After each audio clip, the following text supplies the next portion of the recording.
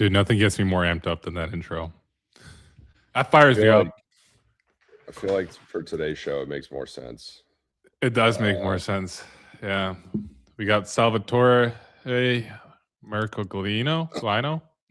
I'm so bad. Let me pronounce his name. Holy cow. That was pretty bad. Mercogliano. I don't know. Go ahead, Reed. Pronounce his name. Mercogliano. There we go. We got Salvatore But he goes by Sal. He goes by Sal. Yeah, goes by Sal.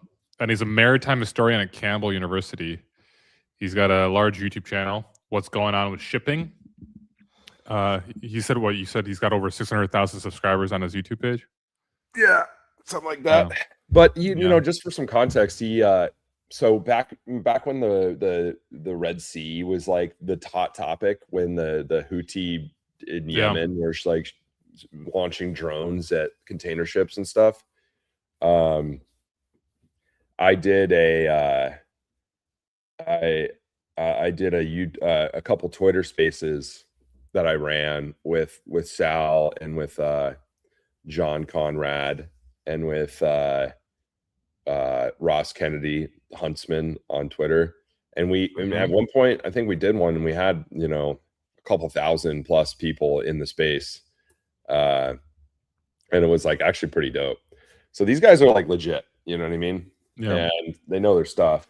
So that should be pretty interesting. Obviously, we'll talk about kind of the Iran war conflict, whatever the heck you want to call it. I'm not sure what we're calling it. So what's going on with that? So it should be pretty interesting, because there's obviously serious global ramifications from logistics standpoint. So it should be pretty cool. Definitely. Yeah, so we got Sal coming on first. He's going to join us here at 8:30 Central, so in 27 minutes. Afterwards, we have Ed Burns, the co-founder of TruSygnal. TruSygnal is a freight data and intelligence company, and they're basically, what they do is they connect brokers and not brokers, they connect carriers and shippers together. And then our final guest today is Keith Lewis, the Vice President of Operations at CargoNet. So CargoNet is the industry's cargo theft intelligence and recovery network. They provide data every quarter on what's happening from the cargo theft analysis, commodities. That was like a good little read you did there. I know. I got it all pulled up here. That sounded like professional, I think, actually. Yeah. Well, shout out to Raj, our content production manager, for putting it all Production together. Levels are at all-time highs on this show. It's pretty remarkable. We both get to look at the camera.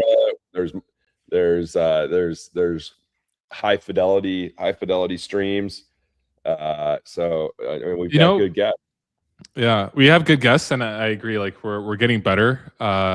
We're currently like finalizing our issue 2 of Freight Caviar print, and it's going to be in the print shop on Monday. And honestly, like doing those interviews back in December with like Max Fuller, David Parker, and all the others like industry legends in Chattanooga was very inspiring. And you know that saying from, I think we heard it from both Max and from David, was evolve or die. And you know, it's just evolve or die. You got to keep evolving, and there's no stagnation here at Freight Caviar either. We got to keep evolving. We got the print magazine, second issue, Freight on Fridays. You know, it's going to continue to get better, and so that's why we're doing what we're doing, and it's fun. It's actually a lot more exciting to continuously evolve and try to do, you know, new things, and or at least do the same things better. So, it does keep things fresh, and there's all sorts of interesting things to talk about too. I guess it's been, was it last Saturday when this whole Iran thing happened? It was Saturday, yeah. So last Friday we didn't even have this even been a week. That's crazy. It feels like it's been like I mean, I guess I've been on the road, so it's been. Yeah, you're at TPM in Long Beach, and you didn't like really tweet anything about being in Long Beach or post anything on LinkedIn for that matter. But no, dude, it's because I was going crazy. It was. I mean, for those who don't know, TPM's the like the International Maritime shipping, container ships. I want to pull up some tweets from that event. Let's see who the top tweets from. The TPM. keynote speaker was Janet Yellen, the former Fed chair, and she apparently had COVID, so she couldn't travel, so she had to Zoom in. I'll give her the benefit of the doubt on that. My guess is she just was like, dude, I'm just gonna hang out at my house. I'll just do it via Zoom. No, I'm just kidding. She probably was actually sick. I'm just making a bad joke. All right, I just searched TPM Logistics into the latest on Twitter. Let's see what we have here. So, Height Logistics just took delivery of a new Tesla Semi. The Long Beach-based port drayage company used it to haul a container right through downtown during the TPM conference. Perfect way to show it off. CEO Rudy Diaz shared on LinkedIn, proud to have participated in TPM by delivering a container. There were a bunch of one Tesla of our trucks customers. There. Really? So here it is. Yeah, this is a photo. It's funny because like in years past, it was like mostly Nikola trucks. Yeah. And now they've swapped them out for the Teslas. So is Nikola still in the stock market? Are they done? I have no clue. It's currently trading as a penny stock on the OTC markets following its delisting from NASDAQ on February 26, 2025. Maybe we can like that could be like our pump and dump scheme. Wow. Like we tried to do with the karaoke company or whatever. It's actually a penny stock. Sometimes it trades below a penny. Wow. Yeah, I didn't know those are the best stocks because then you can spend like $100 and have like a trillion shares, and you're like, holy shit, man! If it went to a cent, I'd be rich. That was like Dogecoin back in the day. Yeah, exactly. Yeah, so it got delisted a year ago. It's on the OTC markets. You know who else was on the OTC markets? It was we discussed this with him a few weeks ago, but it was Roadrunner. I'm wondering. I think they're still in. Let's see. Yeah, they're still in the OTC markets, but at least they show up here. Let's just see what their progress has been like. LTL company, so up 33% over the last 6 months. They did have a peak. So they last month was like their peak. Over the last month, they're down 15%. But I just see here over the last year down. Oh, they peaked in March. Hit the long one. Give us the max. Give us the max. Oh, you don't want to see the max. I think I pulled this up. Bro. The max is actually insane. But I'm gonna pull it up right now. You ready? You ready? Check this out. Jeez. That's hey man. I'm not. If they're still surviving, then don't count them out. I mean, crazy. Yeah, they're still in the OTC markets, but maybe like so they've been doing. They've been surviving.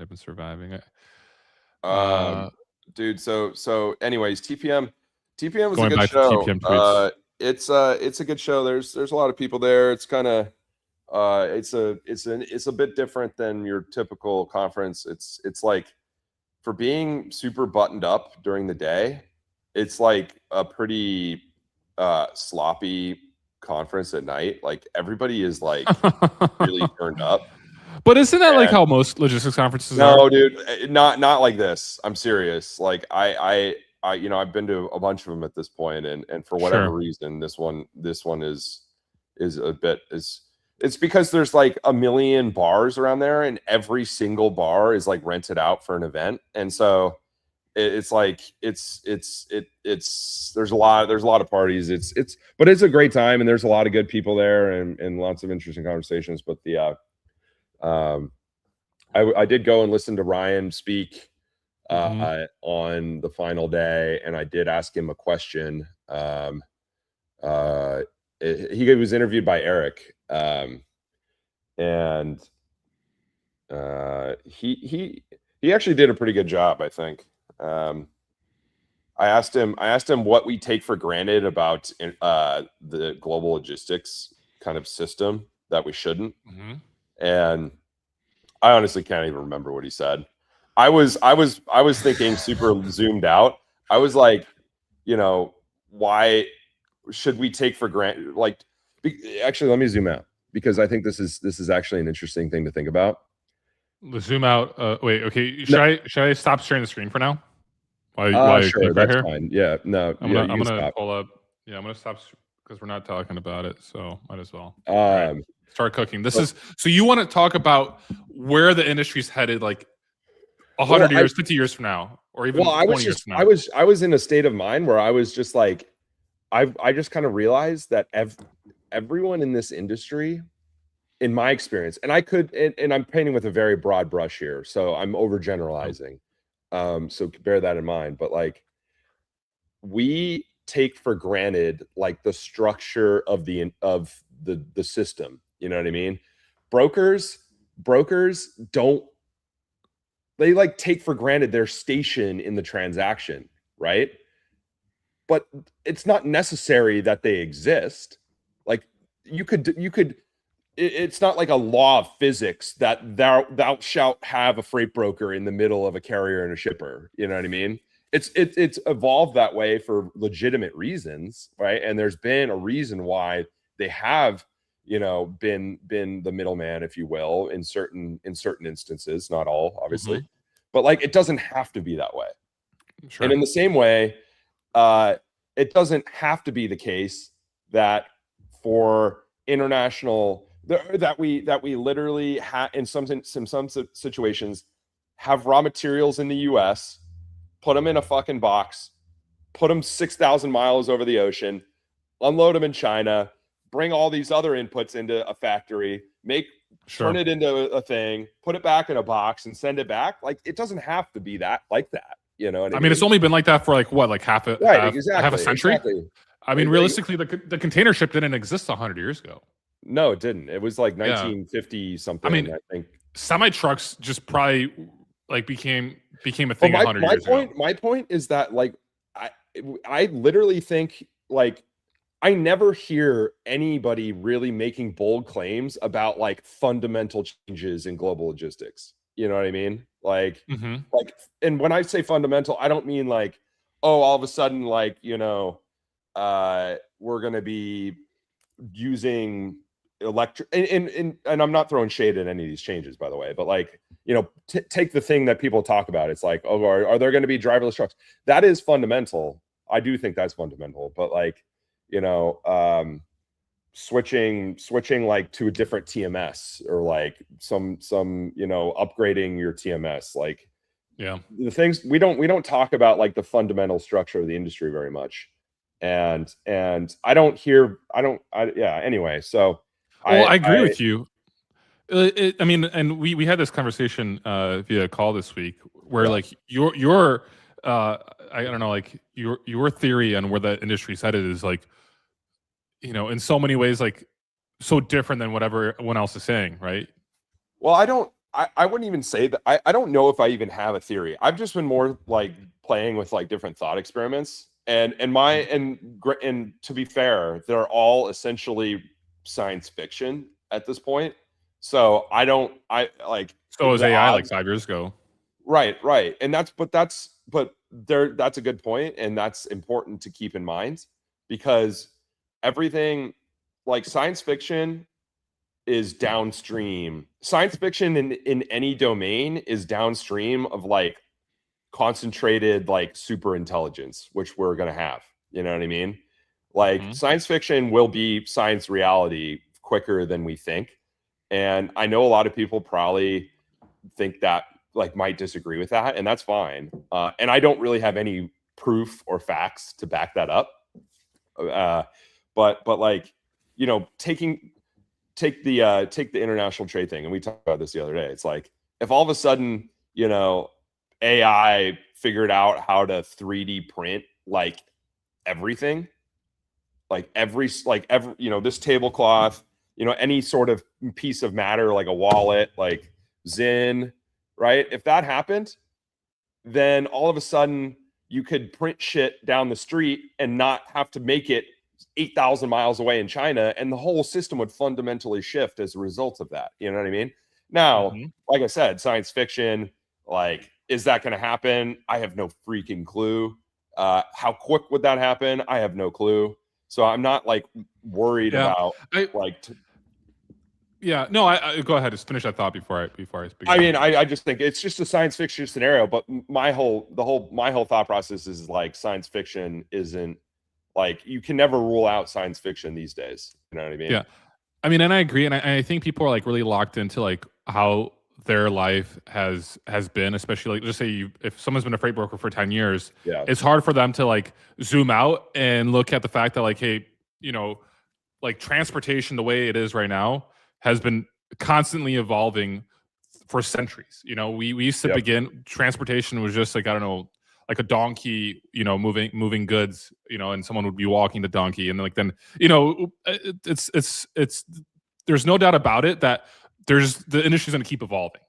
And the ones that are saying that no, like it's impossible for robots to drive trucks, it's impossible for AI to book loads, like you're essentially not really looking at history enough. You know, you're not paying attention to like this is it's going to be changing, and I think you're right, and I think it's uncomfortable for a lot of people to think that way too, because if you have a career in being a freight broker, and all of a sudden someone tells you, hey, like your job might not actually be needed in like 20 years, 30 years, that's like, you know, it's difficult to agree with because you don't want to. 20 or 30 agree. years, bro. That's a generous timeline. I mean, yeah. What we actually got a question from Armando here on X. Will AI replace brokers or carriers first? And brokers. I mean, yeah, like, well, AI is an autonomous truck AI. I don't even know. Like, is do you call that AI? Is that artificial intelligence? I guess in a way, maybe. Like, it definitely uses some form of AI, right? For sure. Yeah. Yeah. I don't know. I actually don't like. I don't think AI. I don't think AI replacing brokerage is like all that interesting. I'm which is ironic because that's literally kind of what we talk about all the time. But like all a brokerage is literally information coming in, processing the information, understanding the context of the situation, making a decision, and the decision involves communication, which is literally exactly what AI does. Takes inputs, processes, thinks, pulls sources, looks at context, output. That's all a freight broker does. You know what I mean? And people, I like the whole relationship thing. It's like, yeah, you're right.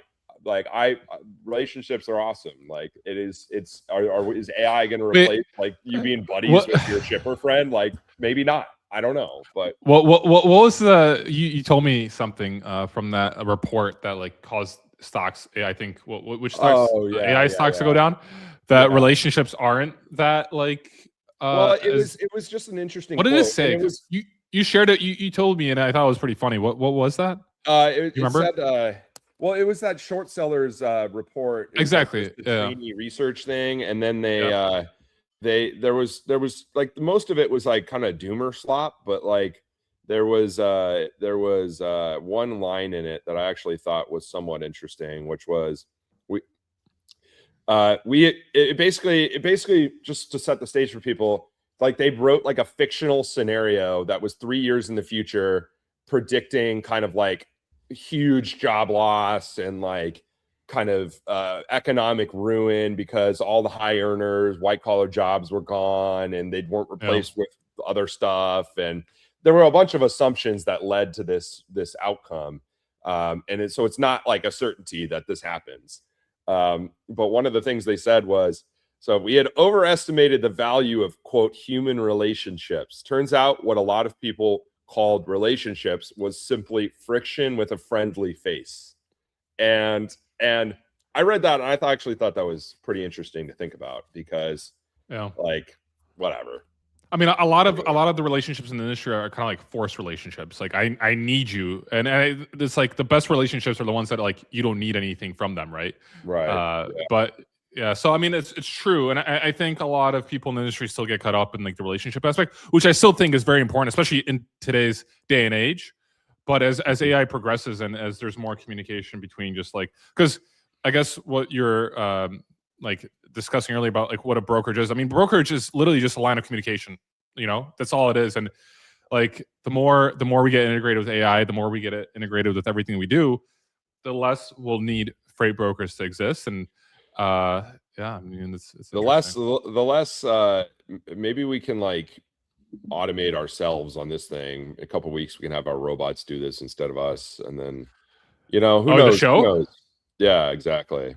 Well, Freightwaves has been doing some AI show hosts, which has been interesting. I'm not a fan of those, but could we like sorry. train? Yeah. And what? So all right. So what is this? This is transportation remains unaffected by AI. Huh. Very interesting. When did this Well, come out? When did you post this? Yesterday. I just posted this like an hour ago. This came out yesterday. Okay. So Anthropic did like a whole report about like which industries are most, I guess, going to get hit by AI currently. Like, so theoretical AI coverage and observed AI coverage. So most of it is in business and finance, computer and math, legal, education, library, arts and media, and then office and admin and some kind of sales. But yeah, transportation is not. I mean, I get, well, you know, obviously Claude is not going to replace a truck driver. No, probably not. Yeah.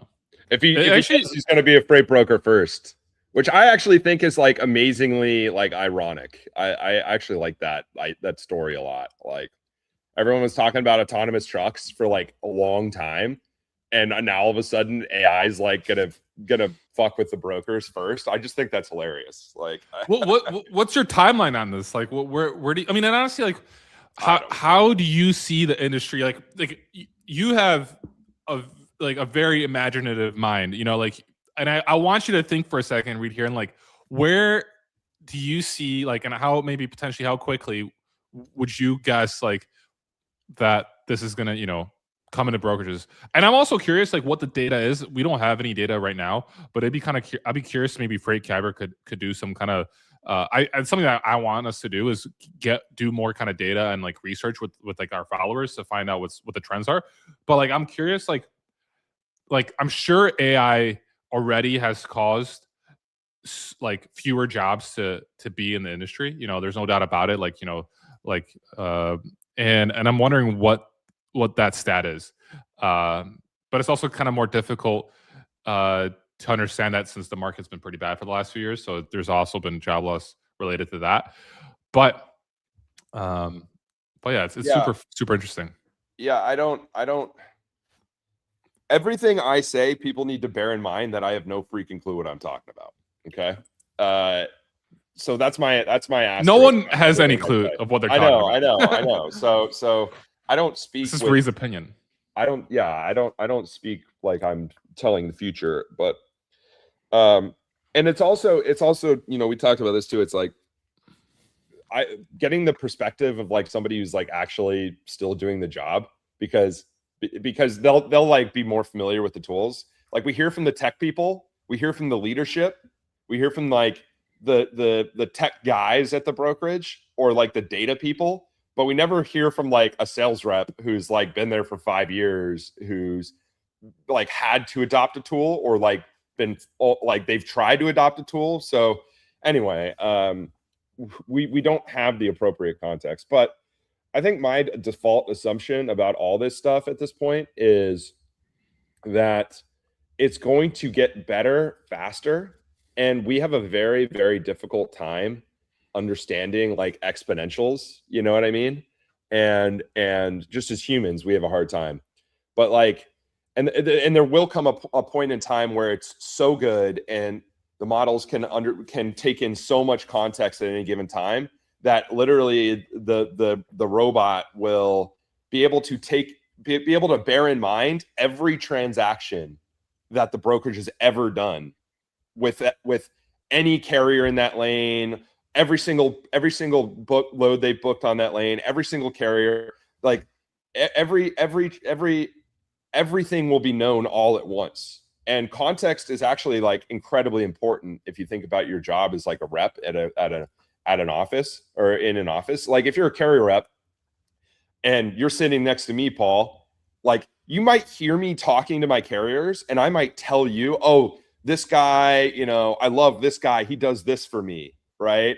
And I only message him on Telegram and I can't message him before 5 a.m. because he lives somewhere else. And, you know, those are all bits of information that are useful for working with that person, right? Mm-hmm. And if I call in sick and all of a sudden you're having to cover for me and I get a load and you remember, oh, this carrier does this load, then you call the guy, but then you're like, oh, shoot, like I actually was supposed to message him on Telegram and I actually have to do it after 5 p.m.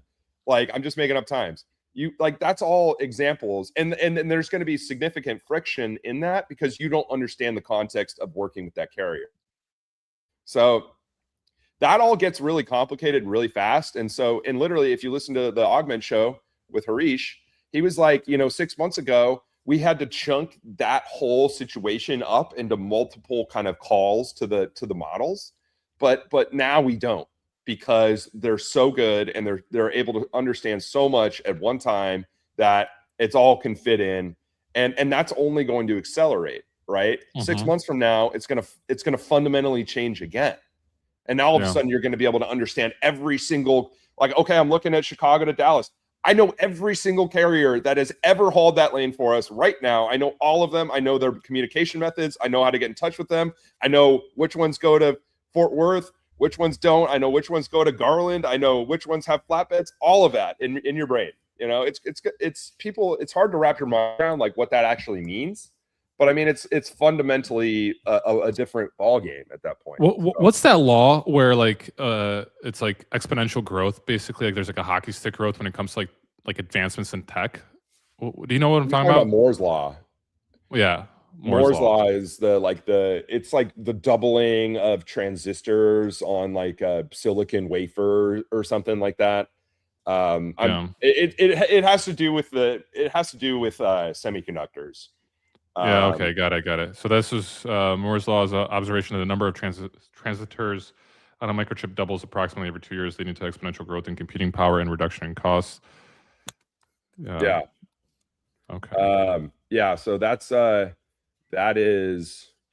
I think Moore's law might have broken down recently. I could be wrong about that. I don't know. Yeah. But it's also interesting to think about, like, bearing all of this in mind. Like, data is incredibly important to that scenario. Like, the robot is useless without data. If it doesn't have the context, it can't do anything. And that's what a lot of people like give up or think AI doesn't work, is because they're like, oh, it can't do that, it can't do this. And it's like, well, did you supply it with what it needs to be able to make that decision? You know what I mean?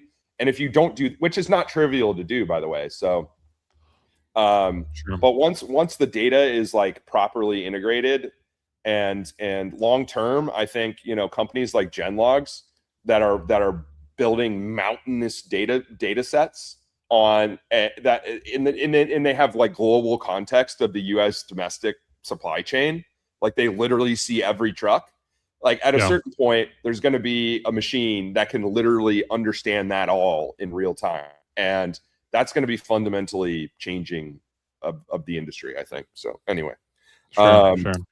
So we're supposed to have Sal. Let me just DM him on Twitter. What time even is it right now? He's supposed to be joining us in a minute. Cool. There's a question here from Gareth. I think he's based in South Africa. Do you want to answer it? What is it? Pull it up here. What is it? Do you see AI strengthening the role of freight forwarders through better decision making and visibility, or do you think it could eventually disintermediate parts of the traditional forwarding model? Well, I don't know anything about freight forwarding, so keep that in mind. Yeah, we're in the process of getting Will. He's part of. He's a subscriber to the Freight Caviar print, and he was a freight forwarder for like 30 years. He worked at Flexport. And he's also part of the Caviar Circle, which is our online community. And so we're going to get him on a show soon. So we're going to learn more about freight forwarding.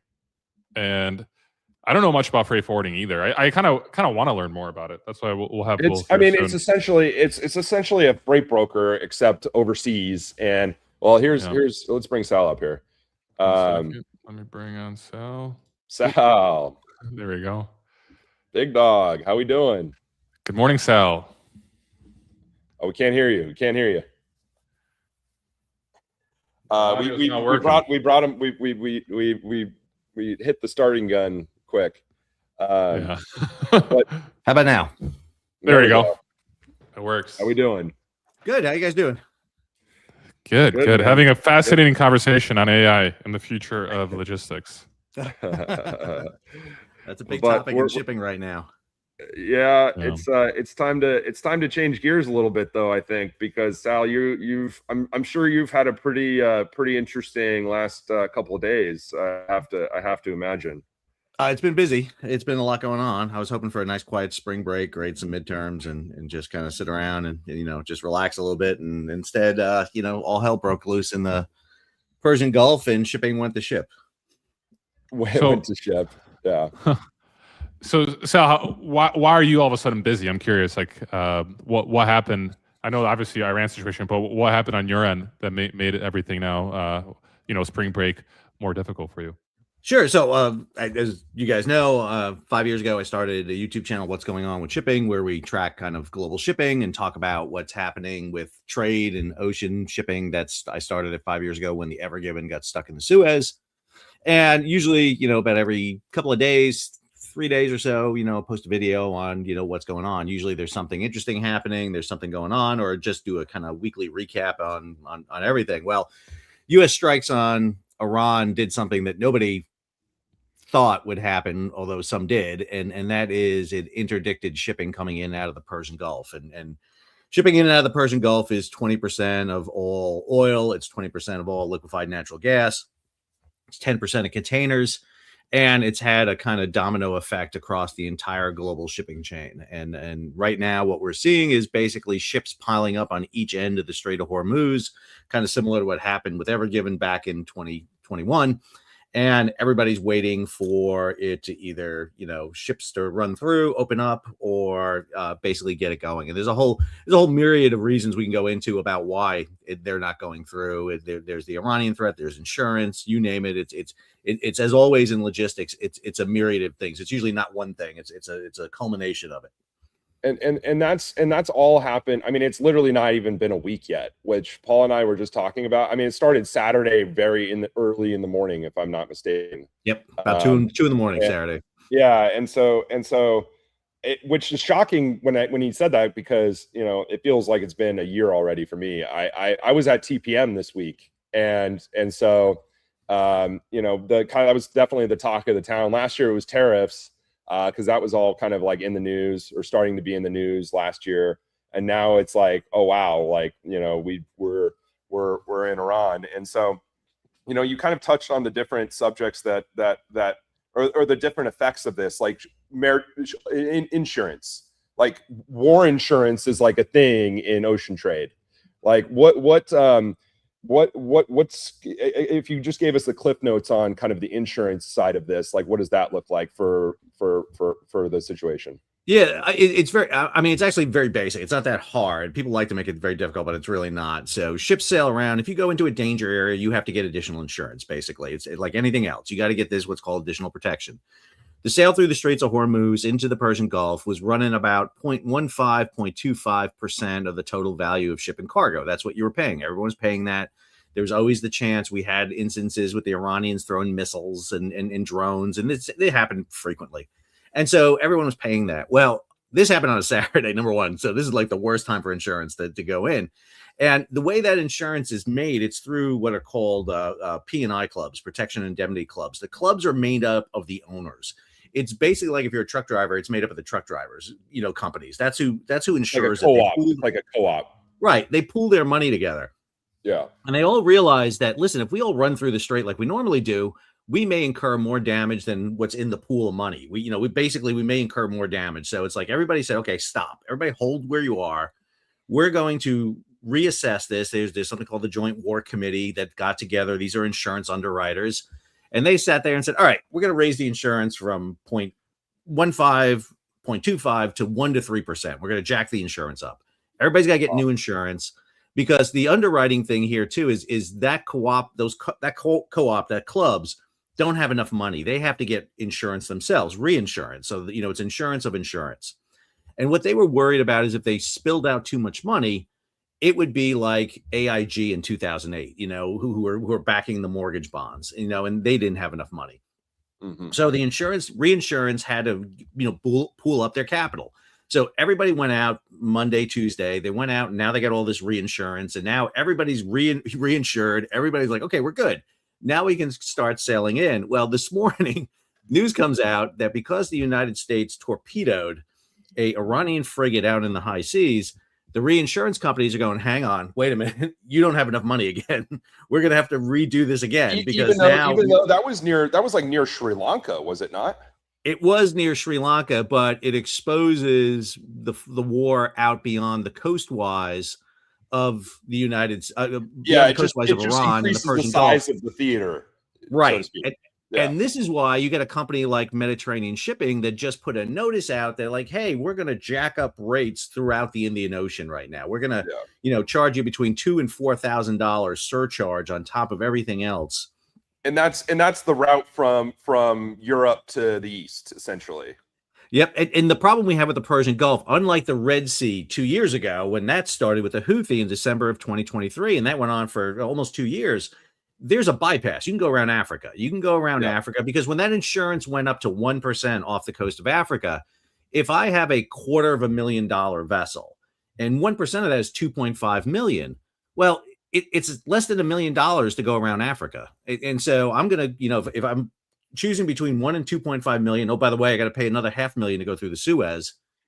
I'll just go around Africa and I'll go around Africa. And more importantly, if I'm the ocean shipper, it's great for me because it's going to jack up rates.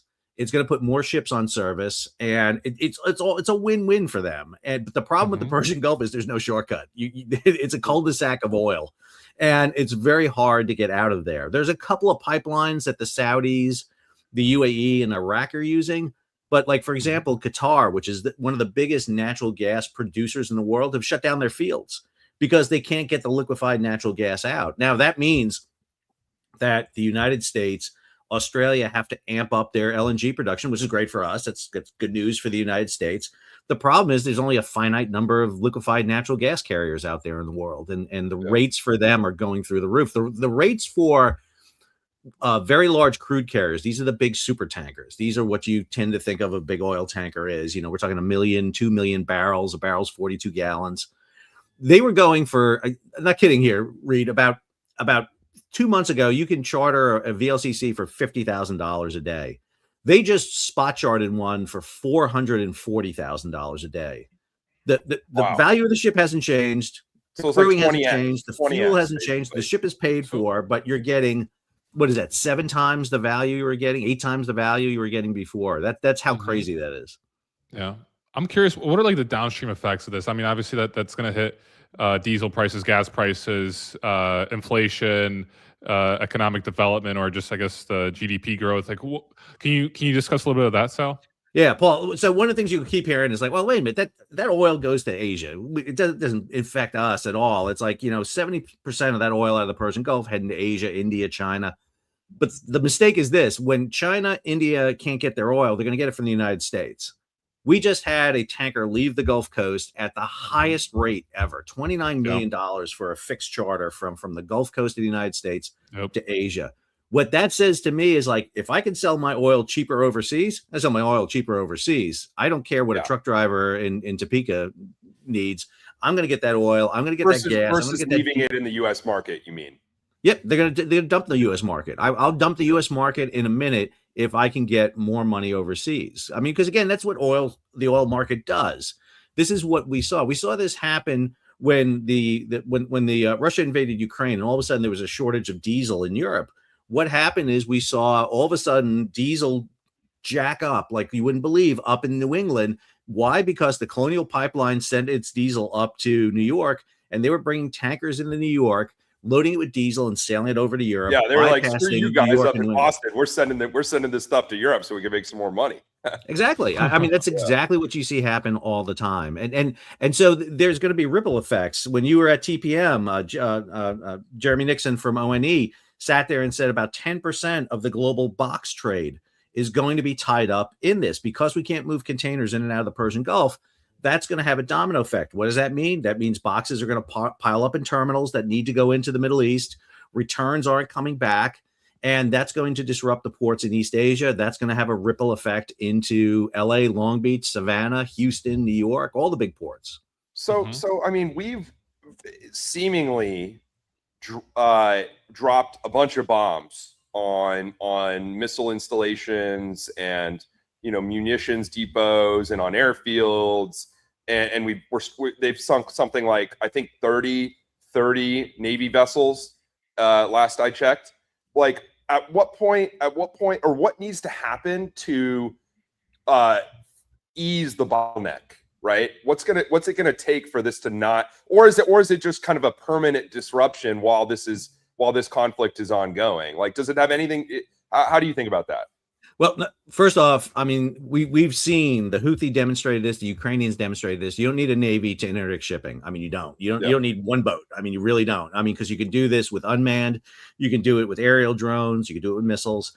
So yeah, it's great to, for an American to see the Iranian Navy destroyed, but that doesn't mean anything. The other problem you have is because of the nature of warfare today, these small little drones, which are basically just, glorified, remote control aircraft and things, you create, a dispersed problem is because these little drones can hit anywhere at any time and cause damage. Back in the day when weaponry was really expensive and you only had so much of it, you could guard your kind of strategic it's very asymmetric.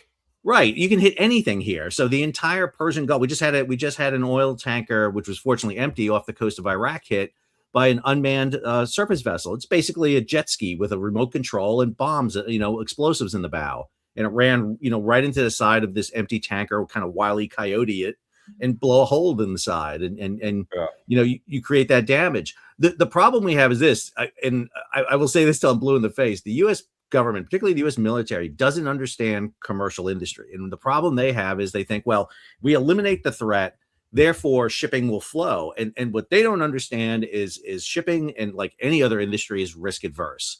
They're going to be looking at the spreadsheet, looking at the books and saying, what's the best for me economically?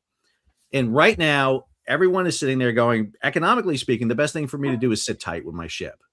It's like, okay, there's still some empty tankers in the Persian Gulf that can fill up, so we don't have to shut down oil facilities yet. There's plenty of floating oil off of Singapore and Malaysia. There's about several, million, 100 million barrels of oil just afloat off Singapore and Malaysia all the time. So we can tap into that. There are other resources we have to do. What's going to happen is eventually someone's going to sit there and go, all right, I'm going to take this route. I'm going to go ahead and book, and we're going to go. We just saw last night a liquefied petroleum gas carrier come out loaded. So that's really the first one. What I envision we're going to start seeing is more of that, more of these single vessels coming out, kind of testing the waters, seeing if it's good. And then what we'll see is everybody start going. And their risk calculus is what? They just are like, okay, like, are they basically just like they're essentially testing the waters, so to speak. They're just like, all right, we're just going to send it. And all of a sudden everyone else is like looking at that and they're just like, holy shit, like they're going, right? Like that's basically what's happening at this point.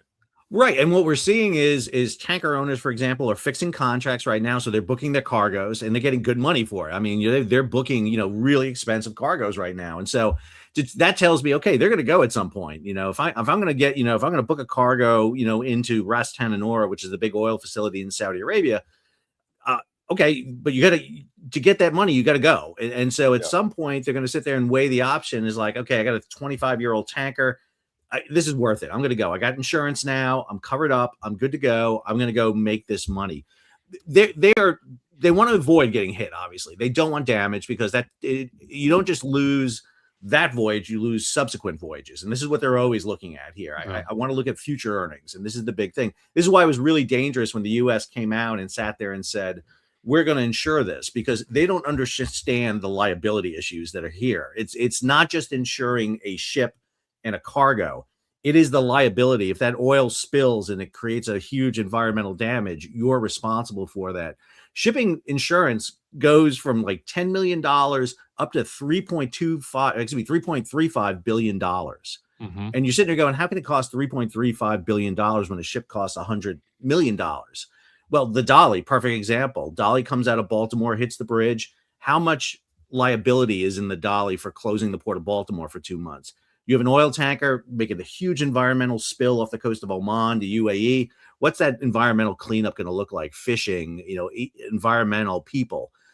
And so that's why this becomes really dangerous right now. And unfortunately, the Navy, by sinking that ship out in the international waters, and I'm not saying it's wrong or right for the Navy to do that, I don't think they understood the commercial implications as you just turned the Indian Ocean now into a war zone.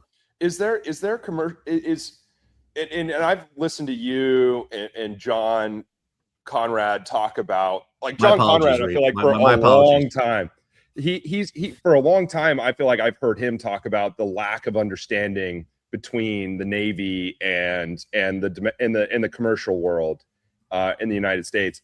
Has this current administration signaled any change in understanding, or have they shown any more understanding than anyone else in the past, or is it just the same? I would say they're more receptive. I mean, we've seen them trying to do reform, for example. We just had in February the Maritime Action Plan released by the administration. Congress is trying to push through things like the Ships Act. They just appointed a new maritime administrator who actually has a great experience in the maritime sector, which is, I mean, these are all very positive things. I would say there's probably more, attention to the sea and awareness of it than ever before. But that also doesn't mean, that they fully understand. I watch NASCAR. It doesn't mean I can run a NASCAR crew. That doesn't, I don't have that intricacies to get into the minutia to understand it. Don't get me wrong. I can Monday Night Quarterback all day long, but it doesn't mean I fully understand it. And the key thing really there is to reach out and connect. One of the things I've done over the past 5 years is learn more about, logistics and shipping and trucking and rail. And, when I have a question about it, I am not a rail expert. I can tell you right now, I understand Class 1 rail, but I'm not a rail expert. I don't understand trucking as much, but I know who to talk to. And I think this administration is a little better at that, but I don't think they're quite there yet. Interesting. Yeah. Like, so let's just say for our audience of brokers and truckers, I'm curious, Sal, like, truckers are obviously, higher diesel prices right now. When it comes from like the container downstream effects that you were just mentioning, what should brokers be expecting, in the coming weeks? What's for them? What are your expectations like in terms of like in the U.S. domestic market? Well, number one, the rates, and we're going to see ocean freight rates go up, so things are going to become more expensive to start moving in without a doubt. It just, I just did in my video yesterday, and I couldn't help but laugh when I did the video. Is there was a story out about the ocean carriers sitting there saying we don't have enough capacity out there in ships. And if you've read anything about ocean shipping over the past year, it's over capacity. It's like they got too many ships, rates are plummeting, and woe is me. I'm a big ocean carrier, and I'm not going to be making tens of billions. I'm only going to be making billions. And they want their sympathy, but now all of a sudden it's like, oh, now we don't have enough ships, and rates are going to go up. And, everyone, I mean, shoot, 2026, every preconception of 2026, I said, this is going to be a terrible year for shipping because the values are going to be down. They're going to have to start scrapping vessels like crazy. And instead, what we're seeing is these disruptions. Maersk, who had just started going back through the Red Sea, yanked that route. I mean, they just yanked it as quick as they could. Mm-hmm. And they were just, I'd say it, they were looking for an excuse to do it, and they did it. And now this sends their ships around. So if I'm booking, number one, I'm looking at higher freight rates. Rates are going to start going up. We already seen that with tariffs to some ways, but now we're going to see that again. Uncertainty right now. What is this route? I mean, if the conflict expands into the Indian Ocean, understand the biggest nerve in ocean shipping right now is that route that runs around South Africa to the Malacca Straits, a big, huge diagonal. It goes right across the Indian Ocean. And now all of a sudden you have combat out off the coast of Sri Lanka. Sri Lanka has one of the biggest terminals in the world. And now all of a sudden you're in a shooting war off the coast of Sri. I mean, this is the thing I get. It's like if I was the U.S. Navy and I'm advising them on this, I would have waited to sink that ship till it gets a lot closer. I would have been watching it the entire time. I would have sunk it off the coast of Iran. I wouldn't have sunk it off the coast of Sri Lanka. But for brokers, that's what I'm looking at. I'm also looking at potential disruptions coming into port. I think the flow of goods may get into this kind of peaks and troughs again. And as well as I do, when cargo isn't flowing smoothly into the ports, it causes chaos. We start getting overcapacity. We start getting congestion in the ports. We get backups off the terminals. I think that is a potential. We've got a lot of good things happening at the same time. Panama Canal wide open. No issues at the Panama Canal. We may get some congestion in the Panama Canal as additional liquefied natural gas carriers got to go through, as we got to pick up the flow of gas overseas. So that may push out some container ships that need to get through the big lane. You understand the big lane of the Panama Canal can only handle 10 ships daily. That's it. Mm-hmm. And they're going to want to push gas carriers through. And what the Panama Canal has done in the past, and I guarantee you they'll do this again, is they'll start bidding off slots in the Panama Canal. They'll start doing this high bidder thing, and yeah, and the LNG guys are going to be able to pay way more than oh yeah. anyone else. Well, if my rate went from $50,000 a day to $500,000 a day, I could drop 2 million without a problem on that, and I'm going to bid, and I'm going to get a spot if I need to. And that means, the container ship that was coming in the Savannah or Houston or New York, New Jersey, now may be late. And so we're going to see, again, some disruptions potentially coming in the ports, or they're going to reroute around Africa, go that long route, but they may have to start paying an additional surcharge to sail through the Indian Ocean if the War Risk Committee decides, hey, it's the Indian Ocean now. The U.S. decided to plink a ship. We're going to have to add some money here. Sal, but just on that, I've read a bit about why it made sense for them to sink that ship in general. Oh, yeah. I guess it had been participating in some like naval exercise, and there was some like question of if it was actually armed or not. Yep. Like, was it equipped with the munitions? And like, what about that island, Diego Garcia? That's what it's called, right? Like, just can you set the stage for people who might not know like what that is? Yeah, so this ship, along with several others, was involved in a naval exercise. I think it was in Sri Lanka or India, right there. But the ship was sailing from Sri Lanka. And it's a frigate. It's a warship, and they were supposed to be unarmed for this event. I don't know if they were physically inspected to determine whether or not they're armed. We also don't know if it rearmed from another ship that was in the area. They could have gone out to sea and rearmed and everything. But the Navy determined that this warship was deemed, a threat. And we don't know. It could have been monitoring following the Abraham Lincoln battle group that's out there. It could have had the Diego Garcia, which is a major air base for the United States. We stage aircraft, rearm them there. It's a big, huge kind of atoll in the middle of the Pacific. We base some ships there. So the U.S. deemed this vessel to be a threat. And so what they did is they sent a Los Angeles class submarine, the USS Charlotte, and they basically popped a torpedo right underneath its stern and basically sank and blew it up. Again, I don't have an issue with number one, the Iranians, if they didn't want the ship to be sunk, shouldn't have put it out in the middle of the Indian Ocean. First off, they could have kept it in Sri Lanka and sat out the war and everything. The Iranians already knew we were hitting everything. And I don't buy we haven't declared war. We haven't declared war in a country since Romania in 1942. So, I mean, that's not really a good argument there. Basically, we're in de facto state of conflict with Iran. So the Navy saw it. But again, I just don't think there was anybody in anyone's ear who raised their head and sat there and said, excuse me, sinking it in international waters, especially near a major trade lane, this may have some ramifications on global trade. Why don't we wait until it's, 100 miles closer to Iran, and then we just plunk it, or we see it do something potentially dangerous. Now, I don't know the intelligence. There could have been indications of that. We haven't gotten that. But again, this is some of those issues that we tend not. This is the difficulty of having a war in an area where commercial trade is happening. It's just it's basically very difficult to do. Yeah. For me, like what I've been kind of discussing is asking is the downstream effects. I think it's super interesting to hear about like the Panama Canal and the backlog that might occur. That most likely will occur, especially depending on how long this conflict will take place. So, for example, if let's just say the Panama Canal gets backlogged, will the containers that were maybe destined for Savannah or Houston be rerouted to LA and Long Beach? Is that what's going to happen? So one of the things I've noticed, Paul, is since the supply chain crisis 21, and I saw this during the tariff, last year with the tariff, was a lot of freight forwarders, a lot of shippers are much more nimble on their feet than they were in 2021. In 2021, you had a lot of people, I ship everything into LA. LA is the quickest place. I'm going to ship into LA. That's the only thing I know. That's my 100% what I do. Mm-hmm. Everybody after that says, I got screwed by LA. LA screwed me because it just jammed up so much. We took 8 lanes of traffic in the 2, and it just jammed up. So a lot of people are more nimble. And when I say nimble, means they have built networks. And this entire industry is built on networks. It's built on connections. It's built on having past experience doing things. So, I mean, if you're a freight forwarder and you're committed 100% to one route, you're going to get hit. You're going to get hit, guaranteed. But if you've built up a network, and I think this is what we saw in the tariffs, is people had built up some ideas. That's why I don't think it hit as hard in some areas as others. I would say, okay, I'm going to go into LA, but if I start seeing that, or I'm going to go into Savannah, but if I start seeing that congestion, can I put stuff on a box and dump it into Vancouver? Can I dump it into Seattle, Tacoma? Can I go into LA or Long Beach? Because there's versatility there. I mean, Vancouver is a really interesting spot right now because you can get on the Canadian Pacific Rail, come through Kansas City, and come into the Midwest directly into Chicago. I mean, it's the route that we're seeing right now develop. It's why we're seeing a lot of shift of. Plus, it's a shorter route. It's ocean shipping. It's a really short route to Vancouver or even Prince Rupert up north in British Columbia.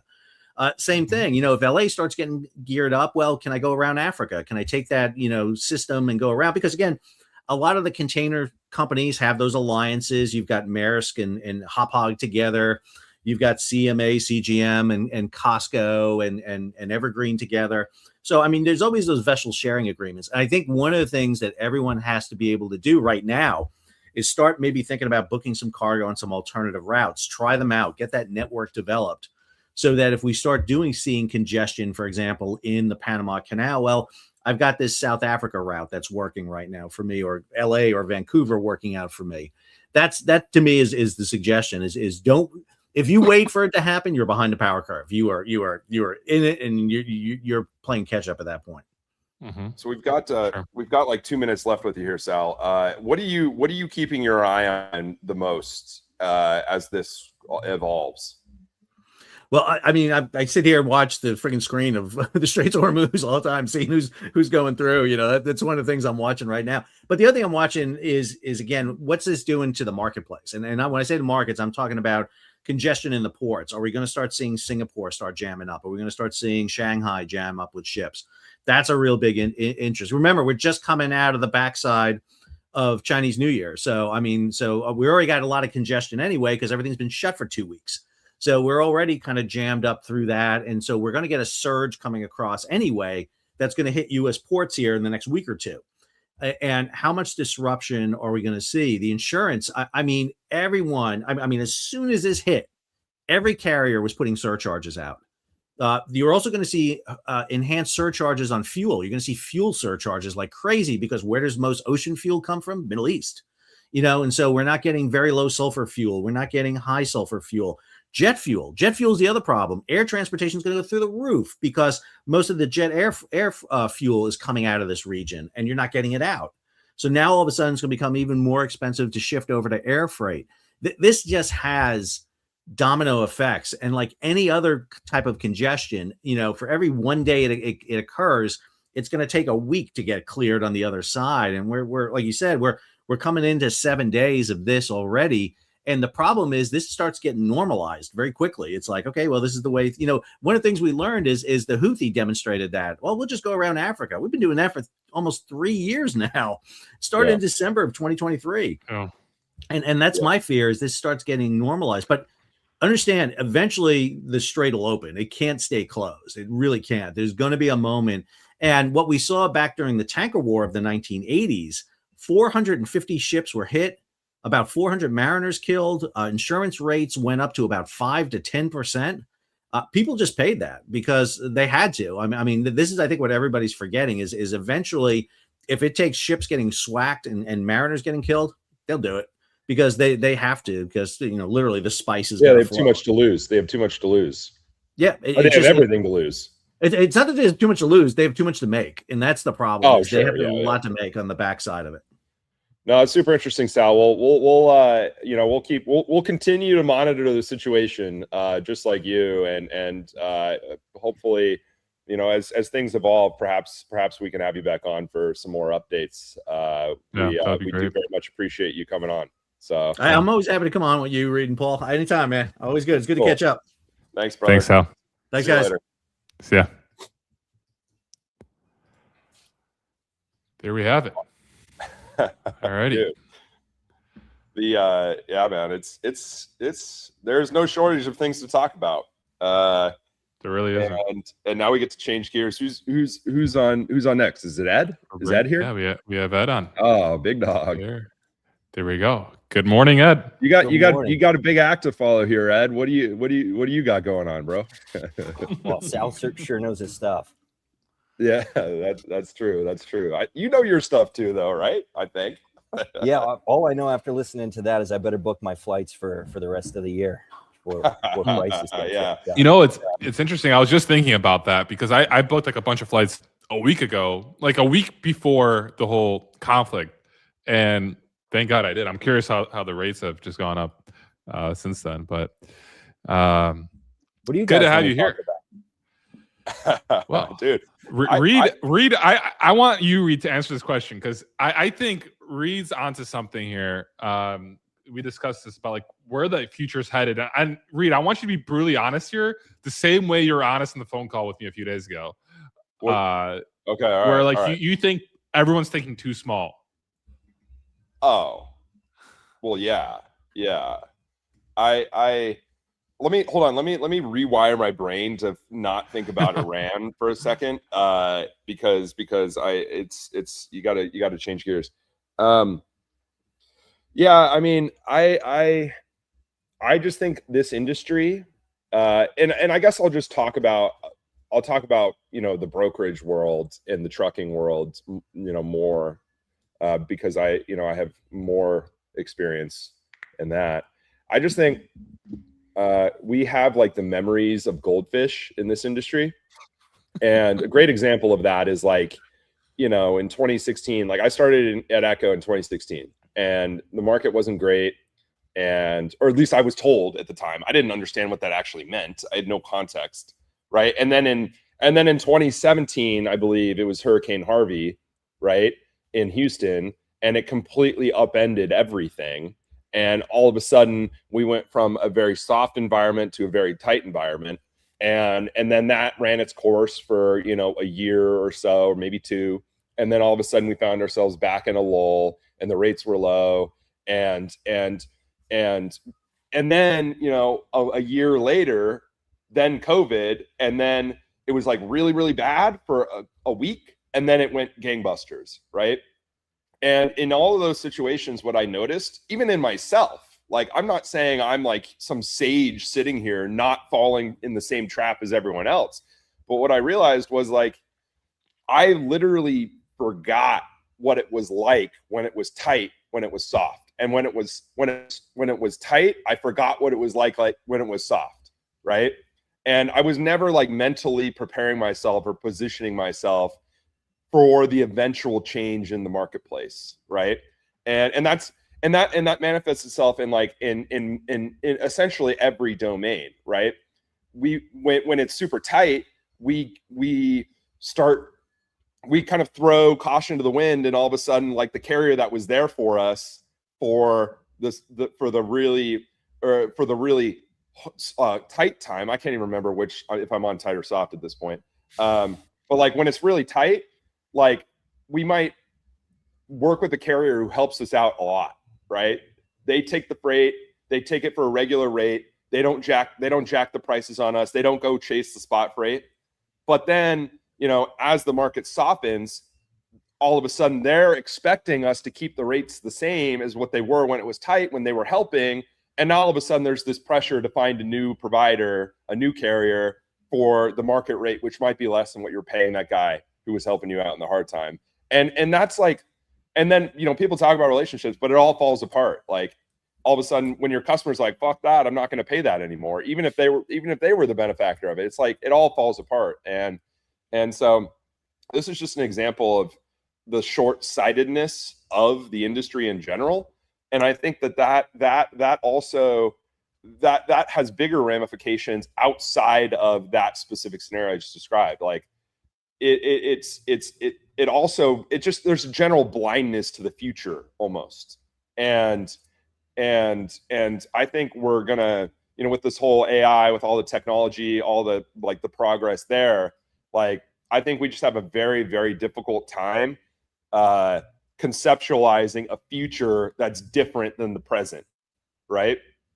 And I think, and I fear honestly that for better or for worse, that we're gonna get completely blindsided as an industry by the new wave of technology, and it's just gonna massively disrupt everything. And I know it's a very vague statement, so I'm not giving you a whole lot to work with there, Ed.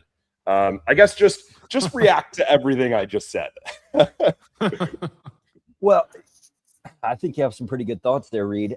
The thing is, like 20% of the freight moves transactionally on the spot market, and that gets all the attention, right?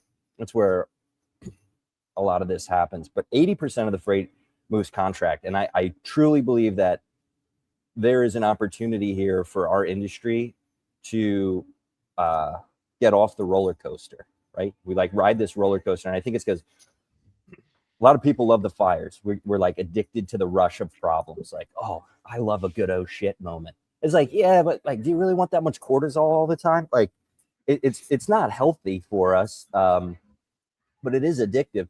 But there's a lot of freight that moves consistently, and I believe the future of freight can be relationships, and relationships still matter. And I mean, there are shippers out there who don't go to bid, and they just pay the same rate, and they've been paying the same rate for the last few years, even though the market stunk.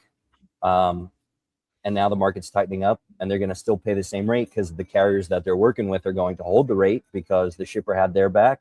Now they're going to have their back. It does. I mean, it happens, right? So I think it happens a lot of times when the shippers and carriers are working together directly. And I don't think everybody thinks about the world this way. But yeah, if you're running trucks and all of a sudden you're like, well, spot market says I'm going to go get that. Like, we get so excited about the market. What are your costs to operate, and can you make some money? I mean, if you can make money no matter the market, you'll always be profitable and you won't go out of business. Like, it's not that complicated, but you do have to think long term for that, and you do have to honor your commitments for that to work. And I guess Ed, perhaps it'd be useful if you just told people what you did.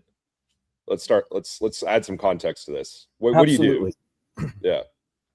I like to sit back and just think about freight most of the time, but we have a family business called Burns Logistics, where we're a sales agency, right? Not a lot of people have this business model anymore, but around deregulation, it was very popular. And as a sales agent, carriers are our clients, and we help get them into shipper accounts on contract freight. The monetization model for that is once the carrier gets paid, they pay us a commission. And so out of that, we built a dating app called TruSygnal, which is a place where shippers and carriers can connect on contract freight. So it's all about facilitating the relationships. And that's why, like, it does work. You know, there are carriers who haul the same lanes for 20 years with the shipper. From a carrier size standpoint, like, how big does a carrier have to be to like play in your dating app? Probably over 50 trucks. We're really for like the mid-size fleets, 100, 200, 300 truck fleets, up to 1,000 truck fleets, because the shippers don't need help to find the mega carriers. They know who they are. And, if you're running 3 trucks, you're probably not going to be able to offer enough capacity to be enticing enough to go through what is often a very laborious contracting and onboarding process.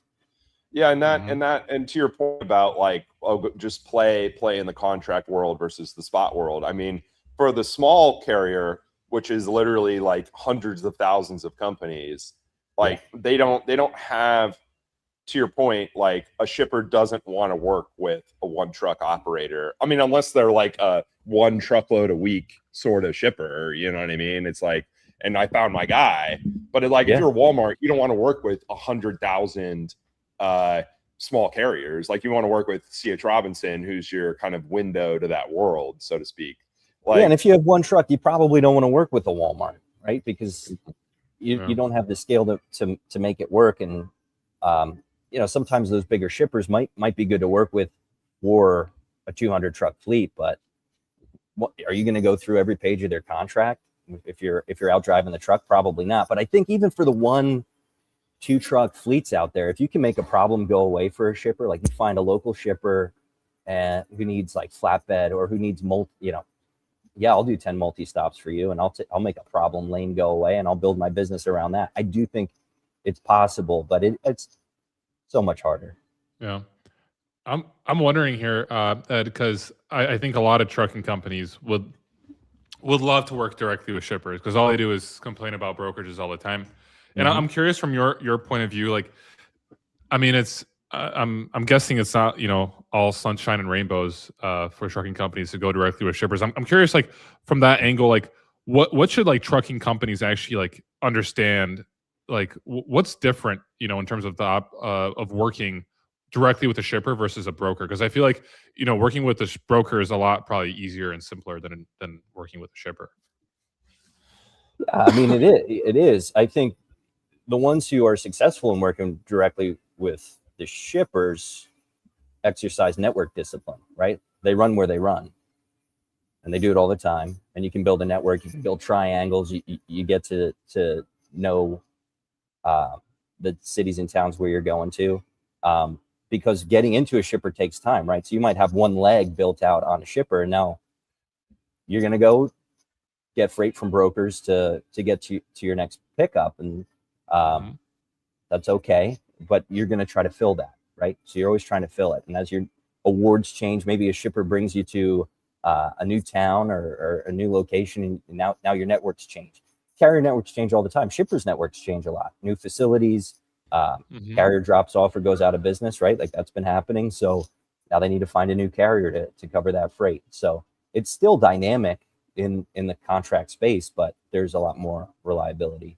What do you know, one thing I think a lot about is like, you know, why do brokers exist? And it's fairly obvious to me. Paul, you alluded to carriers complaining about brokers, and obviously you see that all the time. Like I think I just saw yesterday, somebody on Twitter put out like, oh, what would anyone notice if all the brokers went away? And a bunch of the comments were like, no. And I'm just like, that just is very demonstrative of your ignorance of the entire system. Like, because it is, I understand you might want them, or you might think you want them to go away. You might not like them because you think they make 69% margin on every load. But like, they fundamentally exist because there's hundreds of thousands, because of how decentralized the carrier market is, right? And if you're a shipper, you don't want to work with 100,000 different carriers, right? You want to work with one guy who knows all the 100,000 carriers, and you pay him, and he pays all of them and finds them and deals with the hassle of track and trace and compliance and all that stuff. But I mean, how, you know, one area where I see that changing is technology will make that easier for a shipper to go direct with smaller and smaller operations, right? Like, so I guess, how do you see that dynamic evolving over time, and to what extent do you see technology, you know, contributing to, you know, increasing the possibility of shippers working directly with carriers? Well, one thing, Reed, about the brokers is they've become over leveraged in the marketplace, right? So I think we've had a lot of bad carriers come into the marketplace. The reality is there are a lot of bad brokers in the marketplace too, who are moving freight. And there are some big box brokerages that have come in, and like Convoy did this. They came in and they said like, oh, I'm going to buy your freight because we have our technology is so cool. It's so amazing. Give me your freight. And people were like, oh, okay. And you know, they were moving it at a loss, and their burn rate was really high, and it was like, oh, this didn't work. It's like, well, yeah, of course it didn't work. Why would it have worked? So it's not that brokers are bad. I mean, I'm a carrier advocate through and through, but brokers' place in the marketplace where they should earn 20% is like an oh shit move. Like, yeah, you earn 20, 25, whatever. It doesn't matter if the carrier's making the money that the carrier wants. We don't need broker transparency. Know your costs as a carrier, move the freight, and whatever the broker does there to make a problem go away, that's value. There's difficult freight. Small shippers with irregular freight, or like a lot of LTL, they don't know how to manage that. Use a brokerage that knows how to do LTL. Like, there are absolutely applications for brokerage in the marketplace that make a lot of sense and are worth, like, that's worth a big markup because you're making the problem go away.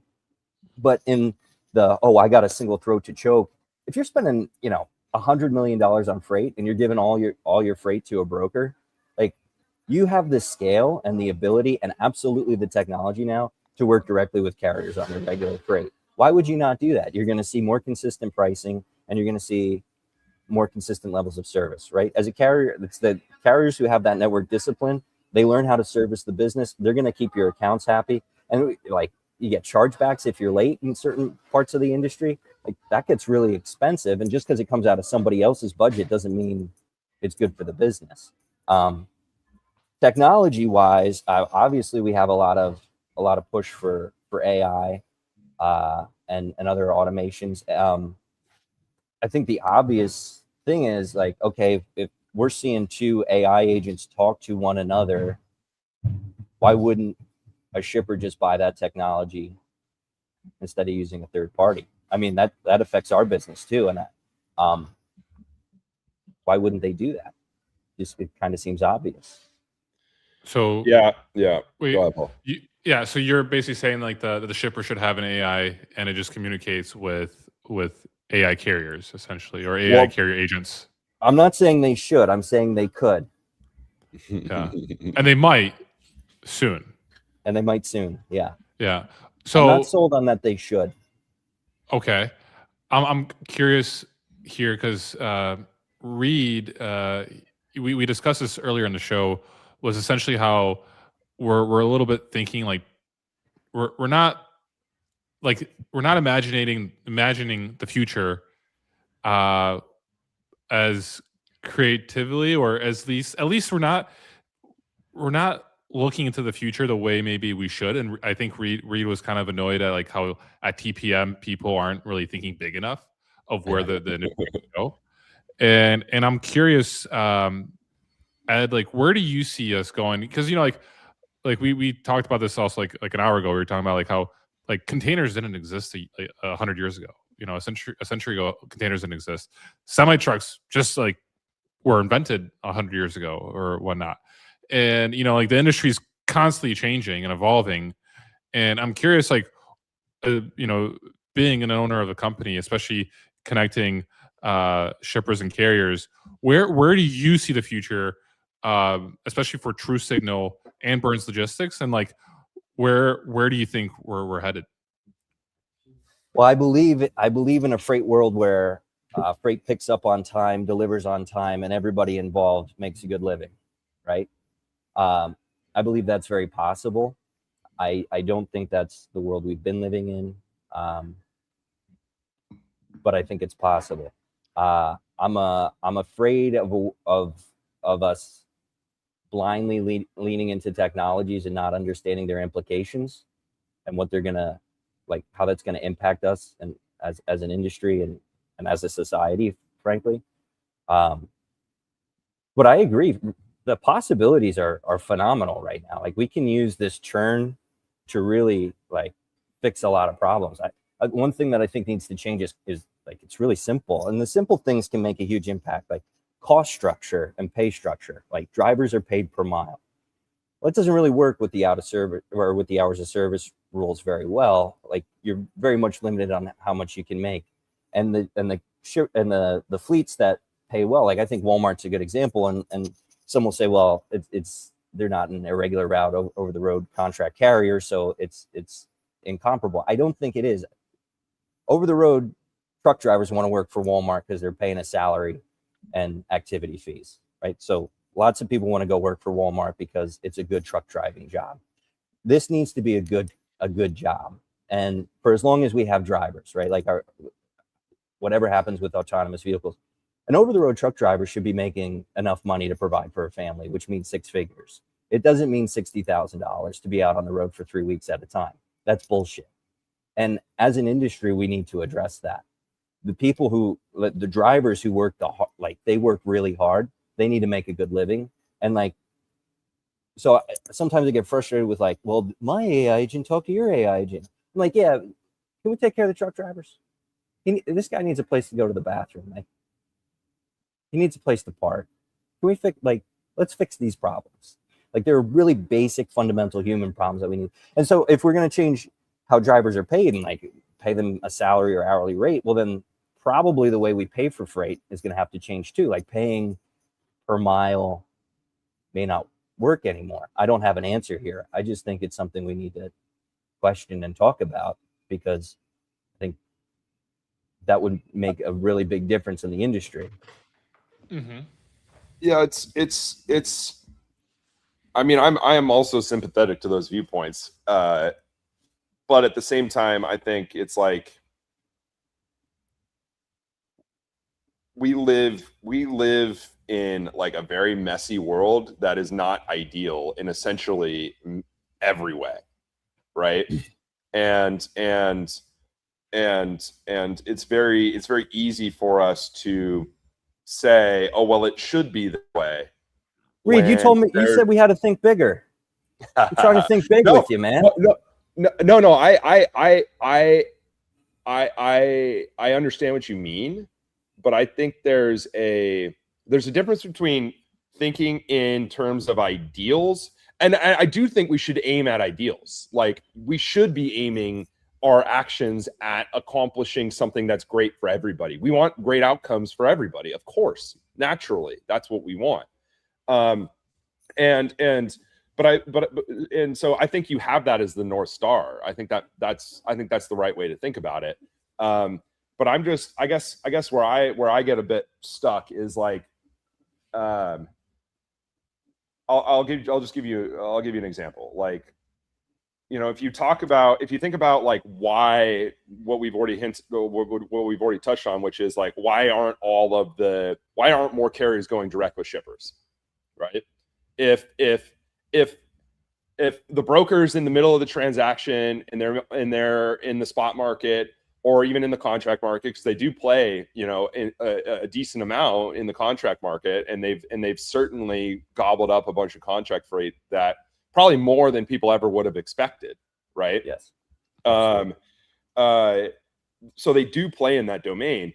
Like, let's just go through the reasons why they are there. Right? Why are they there in the middle of the transaction? And we've already said a couple of these, but I want to say it again so I can talk about the future. They're there because they can access capacity that shippers could access if they wanted to, but a shipper's not going to go through the hassle of interfacing with dozens, potentially hundreds of carriers to move their contract freight. They're not going to call Reed Trucking LLC Incorporated, you know, Expedited Enterprises, right? Like that's my fictitious carrier. Like I don't have a website. I don't tell them what lanes I run. I don't make it easy for them to know what kind of equipment I have. I don't make it easy for them to get in touch with me. If they could ever even get in touch with me, they don't know what to pay me. They don't know what the market rates are. They don't know. They don't understand the nuances of interfacing potentially with their fucking vendors, right? They don't understand the intricacies of interfacing with their receivers, with their end customers, right? Like there's all this complexity to the industry that brokers abstract away from the shipper so that they don't have to even worry about it, right? The shipper doesn't have to worry about the intricacies of scheduling delivery appointments at UNFI, where one DC schedules it this way, the other one schedules it this way. One of them's at 1 a.m. The other one only works in the middle of the night. One has lumpers, the other one doesn't. Like it's a giant black box that shippers have no interest in looking into and figuring out, because at the end of the day, they don't have a tremendous incentive to do so, right? Like it's a cost to them. That's how a lot of them view it. It's a cost center. Like I want to pay as little as possible, and I don't want to fucking think about it. You know what I mean? And in the same way that 40 years ago, before internet stockbrokers, if I wanted to trade stocks, I had to call a guy and he had to place the orders for me because I didn't know how the hell to do it. Right? I didn't know how to do it. And even if I knew how to do it, I might not do it, because at the end of the day, why should I? Right? He made it easier for me. But that's all fundamentally changed. And now you can go on Robinhood and 100x lever long GameStop and lose all your fucking money. You know what I mean? Like right now, I could do that right now. Whereas 20 years ago, it wouldn't have been possible for me. And because technology has made clear the market and reduce the opacity, it is no longer a black box, and I can go and do that. And now imagine a world where all of a sudden all the reasons I went through why brokers exist, like why it is a black box, no longer, it's more clear. I know what all the carriers do. I know the lanes they run. I know what kind of equipment they have. And I know that with certainty, right? Because I can subscribe to Genlogs and they've got cameras everywhere and they tell me what all the carriers do, right? And they tell me what kind of equipment they have.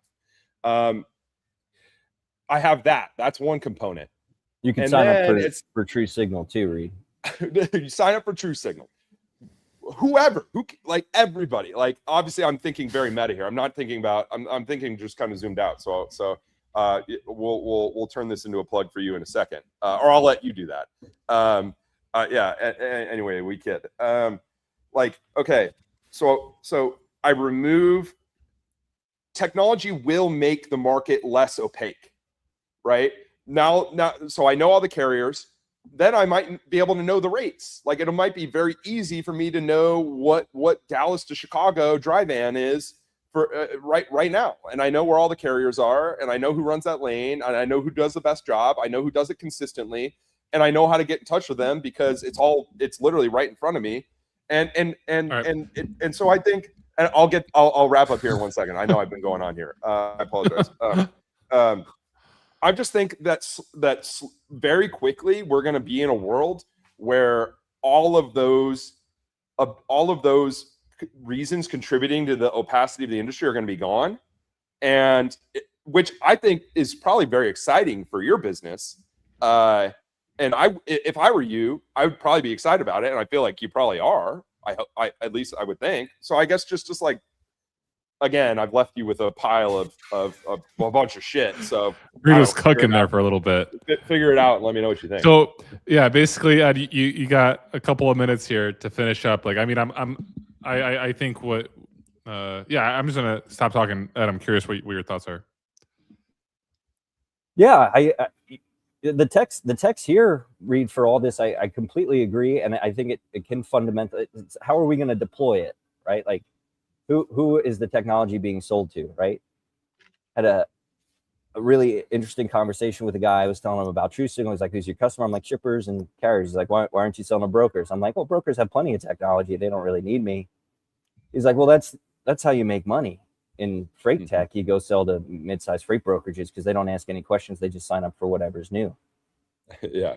And I was like, well, still not doing it.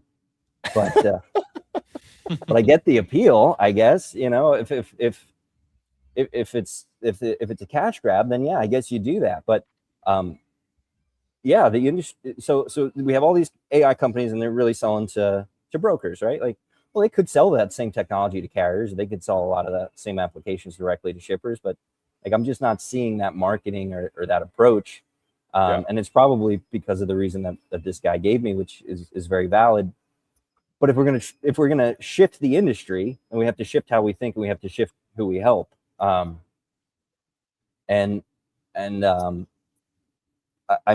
the carriers are out there and capable of this stuff. He talked about like the marketing and sales, and there are a lot of phenomenal mid-sized, small fleets, 50, 75, 100 truck carriers all across America. Like there are thousands and thousands of them. And yes, historically they've been very hard to find. When I was a kid, the way the transportation manager did it is he'd get a pack of Marlboro Reds and a coffee and a pad of paper and a pen, and he'd go see who was bumping ducks near him. He'd write them down, and then he'd go back and he'd get the phone book and he'd call them, right? So like who's doing that now, right? But the tech exists now to find these carriers and to find these good fleets, to go directly with them. So I think the appetite for that. Why should a shipper do that? Just make, like, are you seeing more shippers doing that because it's easier, I guess is a good way to put it. Well, I think it's easier, and I think it's all about pain, right? So like the pain for them has been pretty low the last 4 years, call it, right? And it's been cheap. So yes, I'm gonna take my contract freight and hit the easy button and give it to somebody else to do. I think there are people who are they're going to be in deep shit when this plays out and they start like, oh, my budget's blown by $25 million. Now what do I do? The benefit in working directly with a carrier, and like, you can't just find a carrier and expect them to treat you this way, right? But if a carrier's been around for 50 years or 80 years, and like there's a lot of these multi-generation trucking companies across America, they're probably running contract freight. A good question to ask a carrier is like, what percentage of your freight is contract versus brokerage? And if they're like, I'm 70, 80% contract, like they know what they're doing and they're going to stick by you. So then what you're going to see is like, just pay them fairly, like settle on a rate that both can honor for the next year or 2 years, and just like make sure it works, and you have a fuel schedule for the volatility of potential of fuel, and you have a decent accessorial, and then pay the carriers in 30 days. Like a lot of these shippers that keep pushing the payment terms out have no understanding of how cash flow intensive this business is and how painful it is. Like, yeah, you're trying to save some money so you can invest it and do banking stuff. Like, that's great. That hurts these small fleets and these mid-sized fleets terribly and has a very negative impact. But if you have their back in the sense that you pay them in 30 days and you pay them a rate that works for both of you, you just keep moving that freight. Like, it's really simple. Like, you just keep moving the freight on the same lanes, you get the service that you need, and you have consistencies.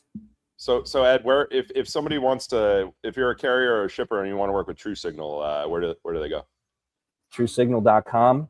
It's a tech company, so we had to spell it wrong. TruSygnal. TruSygnal.com. Cool. There we go, baby. Thanks so much for joining us. Thanks for having me. Really appreciate you guys are great. Thank you. Later, brother. Thanks, Ed. Take care. All right. We're a tech company, so we had to spell it wrong. That's so that's so funny. I'm going to be adding Keith to the stage, although he's okay. There we go. We got Keith. Good morning. Good morning. Good Keith. morning. Good What are morning. you And today? thank you for having me. What's going Thanks on, for Keith? joining us. How you It's doing? easy. Things are busy. Yeah, a lot of cargo theft going on. Well, we could talk about that for a whole day. Well, we got 30 minutes today. Okay. Well, looks like we got 30 minutes to talk about a whole day's worth of activity. Sure. Keith, if you could just quickly introduce yourself to the show and tell us what you do on a day for a living, I think that'd be great. Keith Lewis, Vice President of Operations at Verus CargoNet. CargoNet's a Verus solution. So I'm a team leader for a group of supply chain criminal investigators that are also analysts. And we take in data. Obviously, we take in theft data, intelligence, fraud data from our members, who include the insurance industry, freight brokers, asset-based carriers, manufacturers, retailers, and obviously the insurance industry, and open source data that we can verify. And we put it in we aggregate that data, we put it in a virtual cargo theft warehouse, house it, send out BOLOs, which are only actionable intelligence. We send out BOLOs to law enforcement of actionable items to work on. And then we send out intelligence alerts to our members. I've got 4 analysts that work for us, and we stay busy. We take in about 4,000, maybe a little more than that. If you consider all the fraud involved too, we probably take in over 4,000 incidents a year. Mm-hmm. How has that number changed over your career, Keith? Well, one of the problems is there's no mandatory reporting. So we started collecting data probably 2010 or so. And I came to work here in 2011. I retired. I was a former special agent with the Georgia Bureau of Investigation. So I retired. The last 12 years of my career, I worked nothing but supply chain theft and fraud. But when we started at CargoNet, we were probably taking in 300-400 thefts a year. And as our footprint grew, we got up to about 1,300 a year. And that's probably was our sweet spot until the mid-teens, 2014, 15. Then we hit about 1,600, 1,700. And then when COVID hit, we saw what I call the COVID bounce in May of 2020. We saw a significant increase, and we hit about 2,000 that year. The next year, 2021, we dropped back down to about 1,900 or so. I said, okay, well, we're heading back in the right direction. This was an anomaly. And then after that, it took off. Since 2020, we've seen over 100% increase in the total number of thefts. And if it depends on the time period that you're looking at fraud, if you're looking at it at that right time period, it's been as high as 1,500% increase since 2020. Mm-hmm. Yeah, I mean, when I was a broker, because I stopped brokering freight in 2020 to 2021, but like I never had any issues with cargo theft. The one load I had an issue with was during a pandemic. We had a truck driver pick up a load in Cartersville, Georgia from Anheuser-Busch, and someone at the truck stop stole a few cases of the beer out of his trailer. But that was like the one time I actually had cargo theft happen. And so it's been interesting to see from our point of view of like being a media company now and me not being a broker, of just a crazy skyrocket in terms of cargo theft. And we actually use the reports that CargoNet puts out every quarter, or I think maybe monthly, on I think it's top states that are hit, and then top commodities. So it's been something that I've been thinking about recently, that I guess like Reed, we were both, because Reed stopped brokering freight a few years ago too. Like we didn't live in the environment that brokers live nowadays, where there's so much theft happening. Like just 2 days ago, Tucker Carlson's truckload of nicotine pouches was was stolen. So Yeah. I mean, it is fascinating to see, and I guess like from your point of view, it's just I'm wondering how that looks like from your angle of like of work. And I don't know if that's a question or not, but maybe something to like dig deeper into. I'd say if you're not with a broker anymore, I'd say you're living on a different side of it, so you're not in it every day to see the changes and feel the pressure. And that's what we're seeing a lot more of now. There's significant amount of pressure. Obviously, the getting the load on time, on tack, at the right price, the right dock door, all those things. But there's a significant amount of pressure now on getting this freight recovered. And we seem to, that first 48 hours is critical, just like the TV show. But in reality, we've got about 48 minutes to get a recovery after a traditional theft, because it's on wheels, it's rolling, it's in another state, it's in another county. That's a big challenge. City, getting a police officer out, and then 4 or 5 days later, that case gets assigned to a detective. The detective looks at it. There's no low-hanging fruit, so the case is suspended. But in your case that you talked about, the pilferage, that was the crime of opportunity. I broke into a trailer and stole a couple cases. What we see a lot of is targeted pilferages, where the loads are coming out of the technology corridor, the technology valley in California. And when the trucks hit Arizona and New Mexico, the bad guys have followed them, and they're targeted. They know what's on there. And the driver, sooner or later, the truck's got to stop. Even if it's a set of team drivers, they have to get fuel. So they wait for the crime, they wait for the vehicle to stop. And I've worked some of these, as still a part-time police officer. I've worked some of these pilferages where they were $250,000 of tablets, things like that. So we're seeing that used to be what you just described. The pilferages were more crimes of opportunity. They were what we used to call loose-knit groups that just kind of peruse the truck stops. They've always been around, 4 or 5 guys in a U-Haul truck just breaking into trailers in the middle of the night. But these are specific targeted loads, and it doesn't matter if it's daytime or nighttime. The driver's in the truck's at the fuel island. They're so bold and brazen that they'll break into the truck right at the fuel island during broad daylight.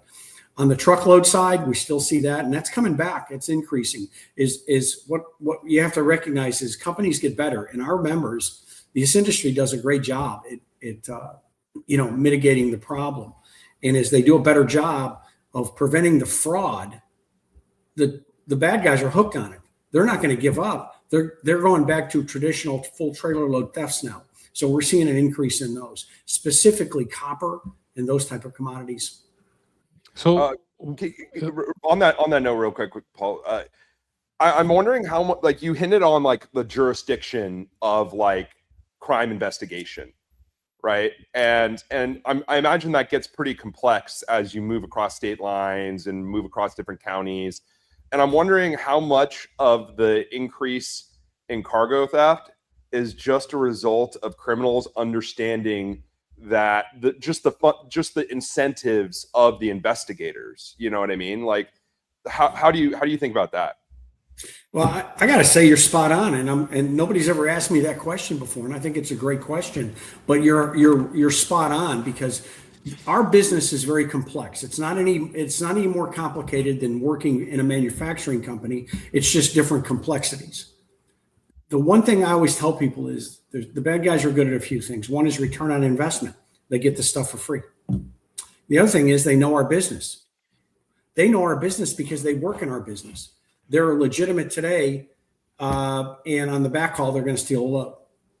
And the one thing they've learned from doing this is the jurisdictional issues and the lack of it's not a lack of cooperation, because law enforcement works very well, but it's the lack of communication and the sense of urgency on a property crime. So, for example, if I was a uniformed officer taking a report in New Mexico, and the victim says, I saw that truck heading west on I-40, you'd think that the immediate notification would go west. So everybody, but no, it's the report's taken, it gets turned in, and the bad guys know this. They know this, that 4 or 5 days later, the case is going to get assigned to a detective. And if there's nothing to work on, there's nothing to work on. And the bad guys know this. And like, I lived in Lake Havasu City, Arizona, full-time for 5 years. And I was a reserve deputy sheriff with Mojave County. And part of my job as a reserve deputy was working any supply chain theft, any type of rail theft, with the railroad, because we had the BNSF tracks running through there. Anything, they called me up and said, hey, go to the truck stop and work this. And the truck stop was 9 miles from the California line.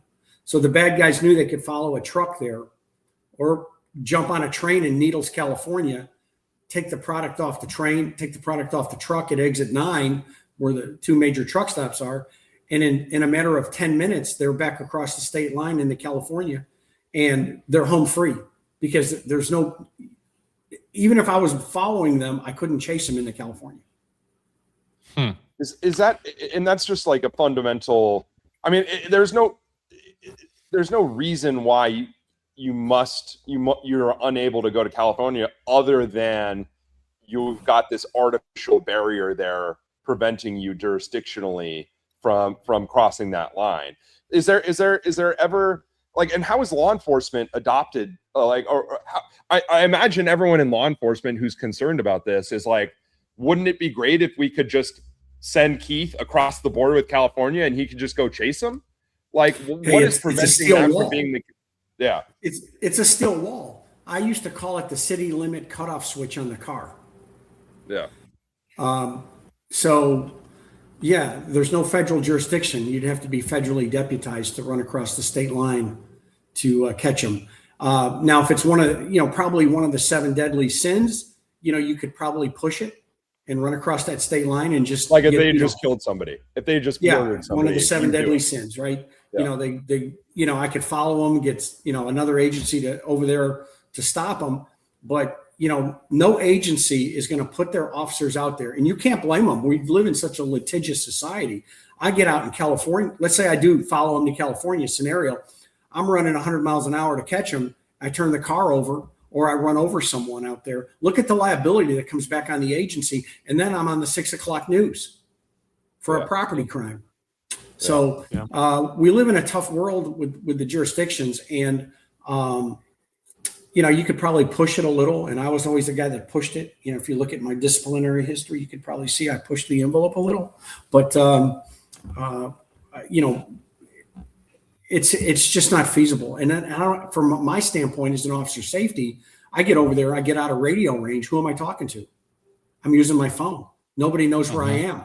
I get the truck stopped, and now I'm out with 4 or 5 people. What am I going to do if they're not compliant? Deadly force situation? Not really. It's a property crime. Sure. Keith, I'm curious, because we have tracking devices, and I'm sure a lot of those have some form of tracking on them. Where have you seen has there been actually big improvements made from that point of view? Because I just don't understand how, even for example, this Tucker Carlson load, it's valued, I think, around $500,000. It should should probably have a tracking device. Like, can you tell us a little about that? Like, what's going on that from that point of view? Well, I can't talk about that case. It's an active investigation. Yeah, sure. Not this, I've got a couple of my folks specific. involved in it. I know the private investigator that's working it. So it might have been a targeted load. It may not have, but we really can't talk about it. We don't want to, kind of interfere with an active investigation. But one would think that there would be a telematics unit on that trailer, but nothing's foolproof. And I'll give you an example. What if I'm using a light sensor telematics unit and I've got it taped to the wall of the truck and the trailer has a translucent roof? So you have to adjust the lumens down because it's daylight. And if the light's going to come through the trailer and set off the alert. So there's a lot of complexities that go along with the telematics. So I turn the lumens down, the truck's at the truck stop. I open up the trailer, the lumens are down for the alert, and we're in the middle of the desert. I open up the trailer door, and the GPS unit doesn't go off. It's not a one-stop shop foolproof. And there's companies out there that do this, and they do it very well. My old boss works for one of them, and they do a great job with recoveries. And there's a couple other companies out there. I can't mention them by name, but they do a great job with tracking these things and getting recoveries. They're very successful. I'd say it's a tool on your tool belt. There's no silver bullet here, but it's better to have it and not have it on there. And if you're going to put one on there, put three on there. So in my day, we used to work with a lot of bad guy crews that use GPS jammers. You can buy them on the internet.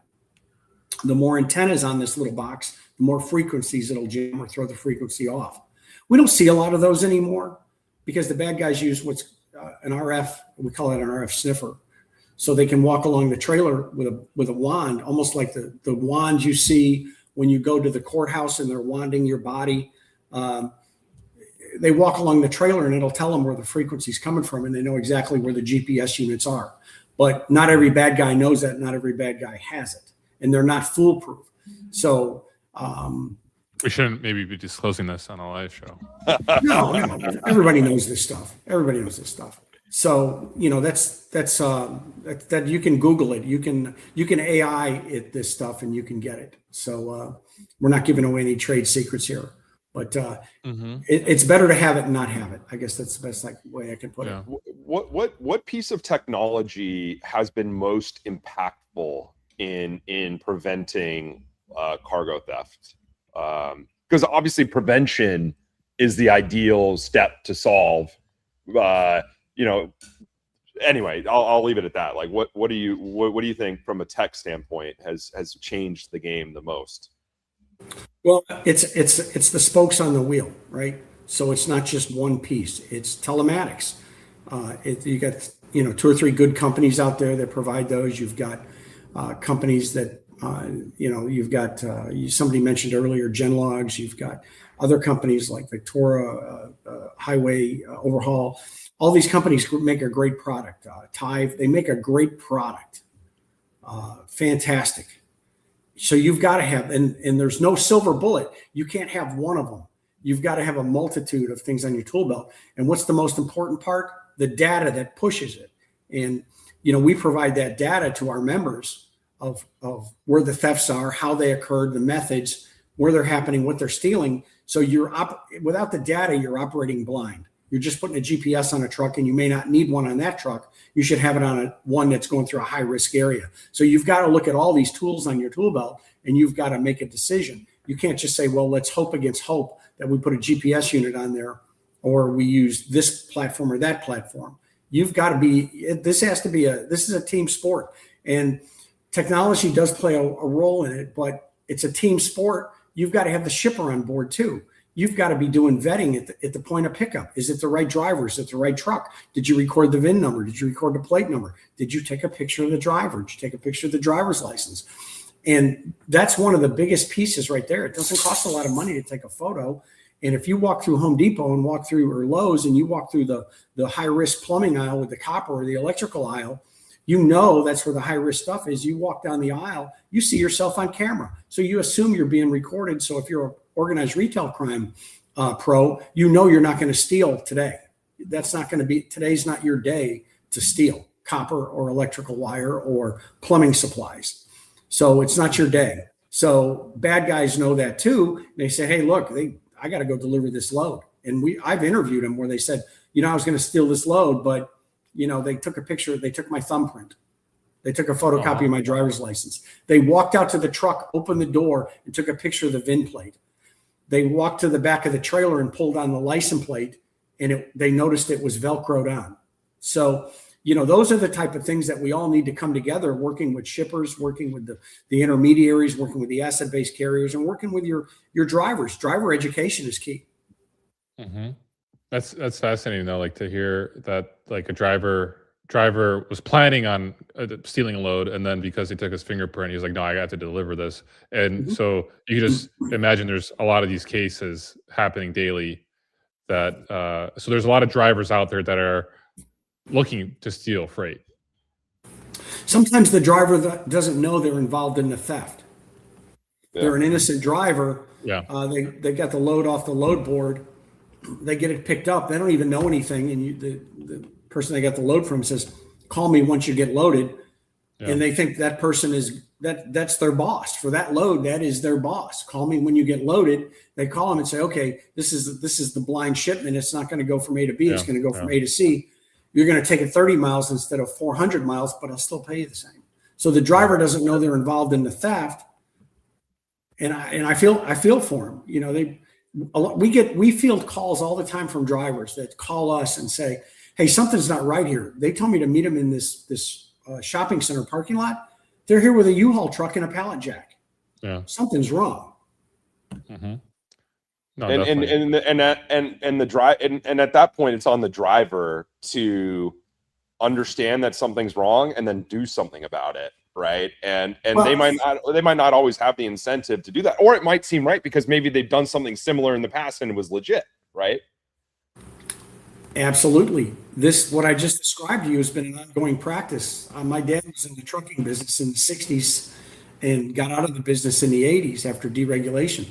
This has been going around forever. Blind shipments is a common practice. Yeah. Drivers are okay. I get paid the same. Yeah. Go to the truck. The old days we would say, go to the truck stop and buy a package of bill ladings, and I want you to write out a bill lading. This is what you're going to do.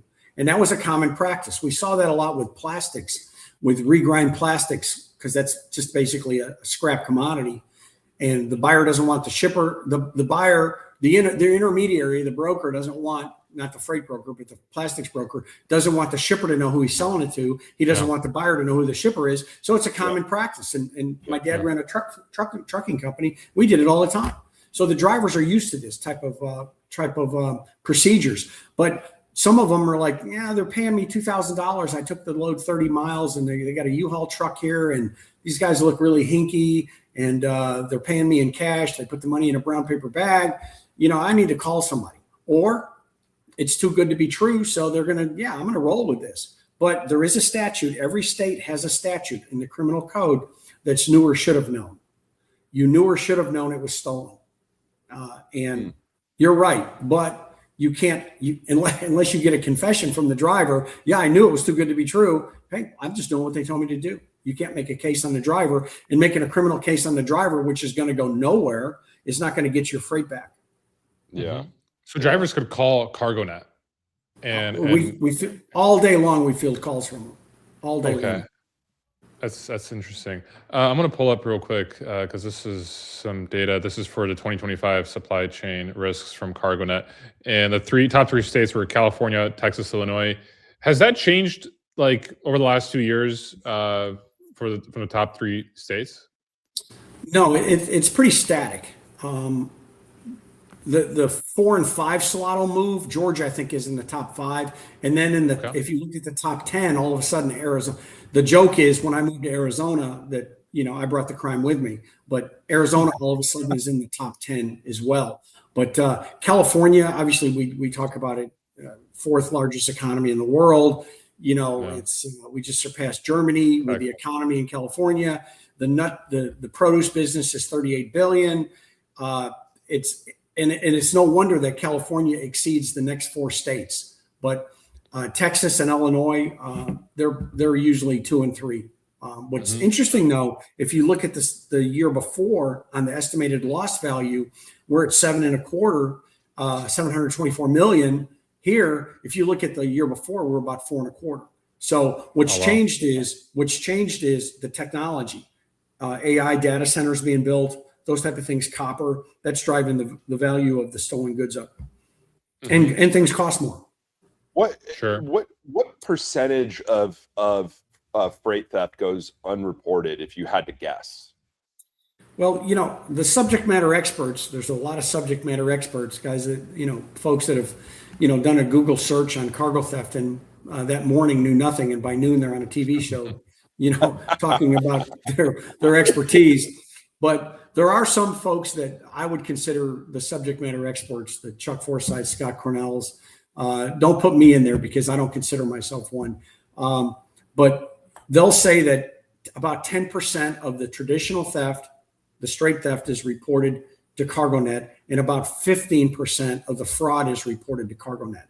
So with that in mind, and I know one of the next questions that may be coming could be the crazy, hey, it's a $30 to $50 billion problem.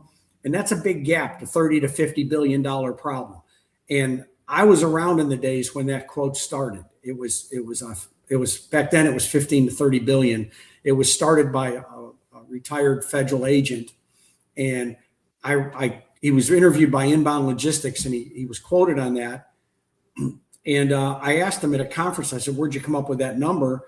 And it equated to 3 federal agents drinking in a bar, getting into an argument about the value of stolen cargo. They based it on nothing, just an opinion.